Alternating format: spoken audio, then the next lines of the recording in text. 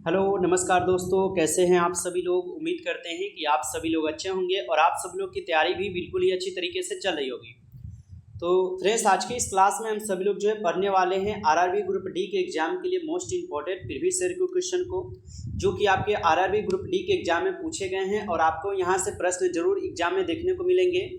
तो आप सभी लोग जो इस क्लास को बिल्कुल एंड तक देखिएगा, जिससे कि आप जो इन सभी क्वेश्चन को अच्छे से याद कर पाएंगे और आप सभी लोग अपने एग्जाम में सभी क्वेश्चन को आसानी तरीके से बना पाएंगे। तो चलिए फिर क्लास को स्टार्ट करते हैं और हम सब लोग क्वेश्चन देखते हैं।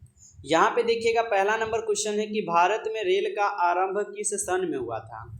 काफ़ी इंपॉर्टेंट क्वेश्चन है ये सभी क्वेश्चन, क्लास को बिल्कुल एंड तक देखिएगा, जिससे कि आप सभी क्वेश्चन का आंसर भी याद कर पाएंगे। बताइए कि भारत में रेल का आरंभ किस सन में हुआ था।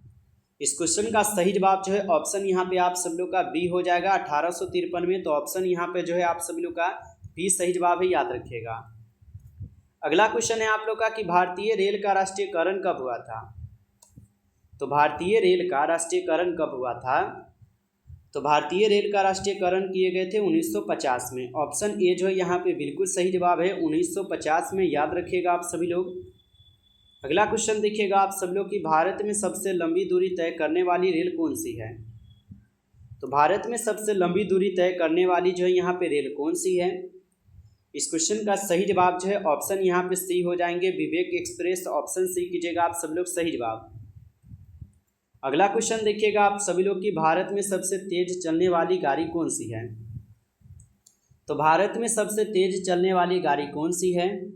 इस क्वेश्चन का सही जवाब ऑप्शन ए हो जाएंगे, शताब्दी एक्सप्रेस। ऑप्शन ए कीजिएगा आप लोग सही जवाब यहाँ पे। अगला क्वेश्चन देखिएगा आप सब लोग, यहाँ पे 5 क्वेश्चन है कि भारत में किस तरह के लोकतंत्र की व्यवस्था की गई है। तो भारत में किस तरह के लोकतंत्र की व्यवस्था की गई है।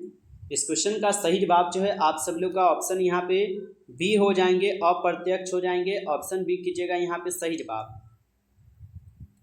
अगला क्वेश्चन का आंसर आप सभी लोग जो है लगा दीजिएगा यहाँ पे कि काली मृदा का दूसरा यहाँ पे नाम क्या है। काफ़ी इंपॉर्टेंट क्वेश्चन, ये सभी क्वेश्चन अच्छे से याद कर लीजिएगा इन क्वेश्चन को। काली मृदा का दूसरा नाम क्या है। तो इस क्वेश्चन का सही जवाब ऑप्शन यहाँ पे बी कीजिएगा, रेगुर मृदा। ऑप्शन बी सही जवाब है, रेगुर मृदा। अगला क्वेश्चन देखिएगा आप सब लोग कि राष्ट्रीय सब सेवक संघ की स्थापना कब हुई थी।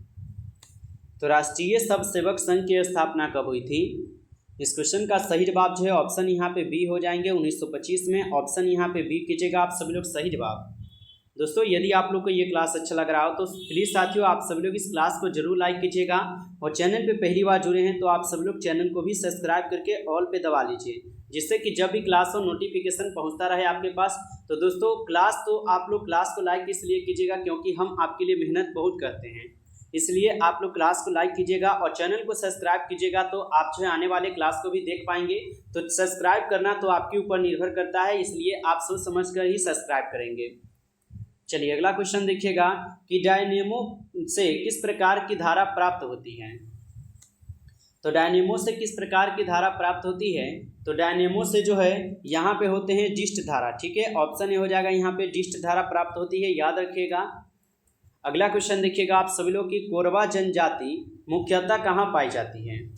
तो कोरवा जनजाति मुख्यतः कहाँ पर पाई जाती है। तो ये पाई जाती है झारखंड में। ऑप्शन ए हो जाएगा यहाँ पे झारखंड में पाई जाती है, याद रखिएगा। अगला क्वेश्चन है आप लोग का यहाँ पे कि किस पंचवर्षीय योजना काल में 14 बैंकों का राष्ट्रीयकरण किया गया था। तो किस पंचवर्षीय योजना का काल में 14 बैंकों का यहाँ पे राष्ट्रीयकरण किया गया था। इस क्वेश्चन का सही जवाब बी हो जाएंगे, चौथी में, ठीक है, चौथी में हुआ था, याद रखिएगा। अगला क्वेश्चन है महावीर स्वामी ने अपना पहला उपदेश कहाँ दिया था। तो महावीर स्वामी ने अपना पहला उपदेश जो है कहाँ पर दिए थे। तो महावीर स्वामी जो है ये सबसे पहला उपदेश दिए हुए थे कहाँ पे, तो राजगिरी में। ऑप्शन डी जो है यहाँ पे बिल्कुल सही जवाब है इस क्वेश्चन का आंसर। अगला क्वेश्चन देखिएगा, वित्तीय आपात की व्यवस्था भारतीय संविधान में कहाँ के संविधान से लिया गया है। तो वित्तीय आपात की व्यवस्था भारतीय संविधान में कहाँ के संविधान से लिया गया है। तो यह लिए गए हैं अमेरिका के संविधान से। ऑप्शन सी कीजिएगा यहाँ पे सही जवाब, अमेरिका के संविधान से। अगला क्वेश्चन है राष्ट्रपति का निर्वाचन किस देश के संविधान से लिया गया है। तो राष्ट्रपति का निर्वाचन किस देश के संविधान से लिया गया है। इस क्वेश्चन का सही जवाब जो है यहाँ पर क्या हो जाएंगे, यहाँ पर हो जाएंगे ऑप्शन सी आयरलैंड से। ऑप्शन सी कीजिएगा सही जवाब आयरलैंड। अगला क्वेश्चन है कि बंग भंग विरोधी आंदोलन का प्रारंभ किस तिथि को हुआ था। तो बंग भंग विरोधी आंदोलन का प्रारंभ किस तिथि को हुआ था।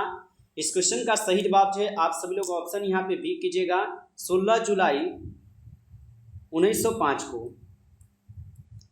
चलिए आगे बढ़ते हैं। अगला क्वेश्चन देखिएगा आप सभी लोग कि द्विनाम पदंती के प्रतिपादक कौन हैं। तो द्विनाम पदंती के प्रतिपादक कौन हो जाएंगे। इस क्वेश्चन का आप सभी लोग जो है यहाँ पे सही जवाब क्या कीजिएगा, ऑप्शन बी कीजिएगा लिनियस। ऑप्शन यहाँ पे बी जो है बिल्कुल सही जवाब है। अगला क्वेश्चन है कि निम्नलिखित में से किस राज्य की सीमा बांग्लादेश से मिलती है। ऑप्शन दिए गए हैं त्रिपुरा है, अरुणाचल प्रदेश है, सिक्किम है या उड़ीसा है। तो निम्नलिखित में से किस राज्य की सीमा बांग्लादेश से मिलती है। इस क्वेश्चन का सही जवाब ऑप्शन ए हो जाएंगे त्रिपुरा का। ऑप्शन ए कीजिएगा सही जवाब यहाँ पे।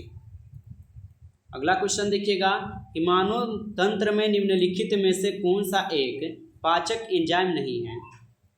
तो मानव तंत्र में निम्नलिखित में से कौन सा एक पाचक एंजाइम नहीं है। इस क्वेश्चन का सही जवाब ऑप्शन बी कीजिएगा यहाँ पे। ऑप्शन बी हो जाएंगे सही जवाब।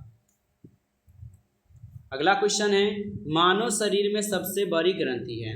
ऑप्शन है अग्नाशय, अमाशय, थायराइड या यकृत।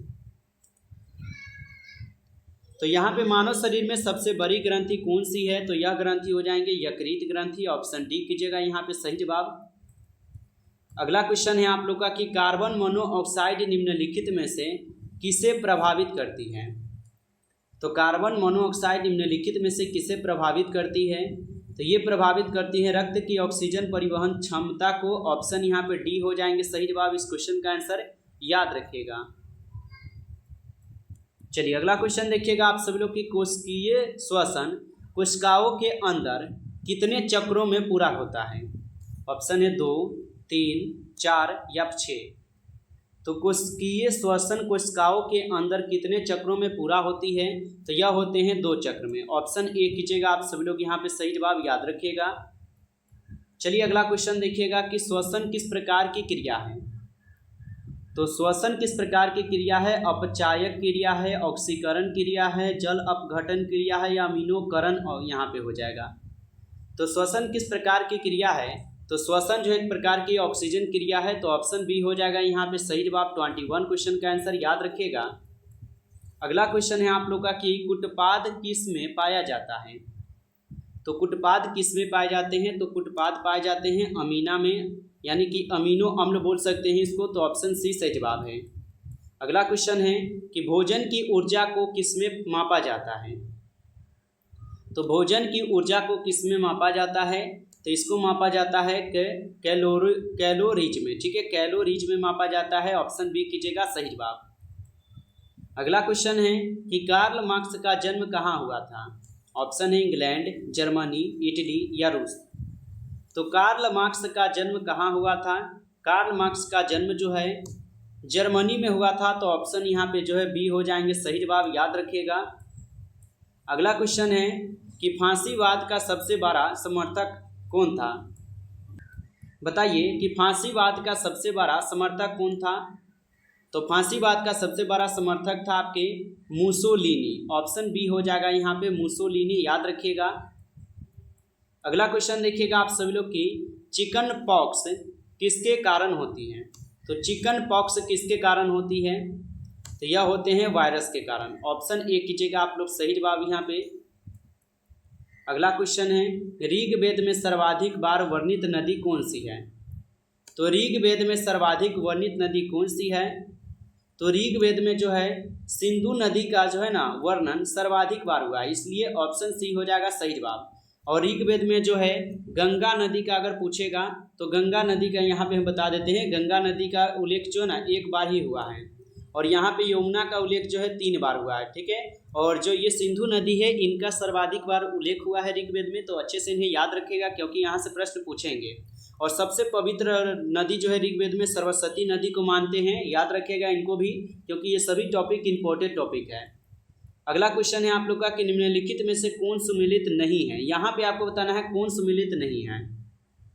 तो यहाँ पे कौन सम्मिलित नहीं है, तो बेसबॉल में 9 खिलाड़ी होते हैं, ये तो सही है।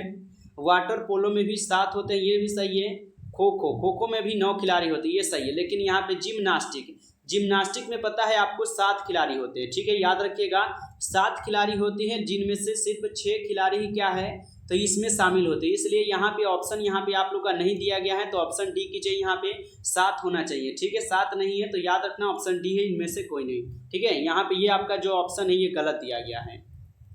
अगला क्वेश्चन है कि राजीव गांधी खेल रत्न पुरस्कार में खिलाड़ियों को पुरस्कार स्वरूप कितना रुपया दिया जाता है। ऑप्शन है 5, 6 लाख, 7 पॉइंट यानी कि 7.5 लाख या 10 लाख। तो राजीव गांधी खेल रत्न पुरस्कार में खिलाड़ियों को पुरस्कार स्वरूप कितना रुपए दिया जाता है, तो इनको दिया जाता है 7.5 लाख रुपए, ठीक है। ऑप्शन यहाँ पे जो है आप लोग का सी हो जाएगा सही जवाब। अगला क्वेश्चन है कि द्वितीय विश्व युद्ध जो है कब समाप्त हुआ था। काफ़ी इंपॉर्टेंट क्वेश्चन है, इसको आप नोट डाउन करके लिख कर ले लीजिए। ऐसे ऐसे प्रश्न पूछे गए हैं आपके एग्जाम में, ये प्रश्न जरूर पूछेगा एग्जाम में, इसलिए इसको नोट डाउन कर लीजिएगा। द्वितीय विश्व युद्ध कब हुआ था, कब समाप्त हुआ था, तो द्वितीय विश्व युद्ध कब समाप्त हुआ था, 1945 में। ऑप्शन सी लगा रहे हैं तो बिल्कुल सही जवाब है, 1945 में, याद रखिएगा, ठीक है। ऑप्शन सी सही जवाब है। तो फ्रेंड्स इस क्लास में कुल 30 क्वेश्चन थे, ठीक है, और ये सभी क्वेश्चन इंपॉर्टेंट क्वेश्चन थे आपके आरआरबी ग्रुप डी के एग्जाम के लिए। यदि आपको ये क्लास अच्छा लगा हो तो आप सभी लोग इस क्लास को लाइक कर लीजिएगा, और चैनल पे पहली बार यदि आप जुड़े हैं तो चैनल को भी सब्सक्राइब कर लीजिए, और सब्सक्राइब करने के साथ ऑल पे दबाइएगा, जिससे कि क्लास होगा तो नोटिफिकेशन पहुँच पाएंगे।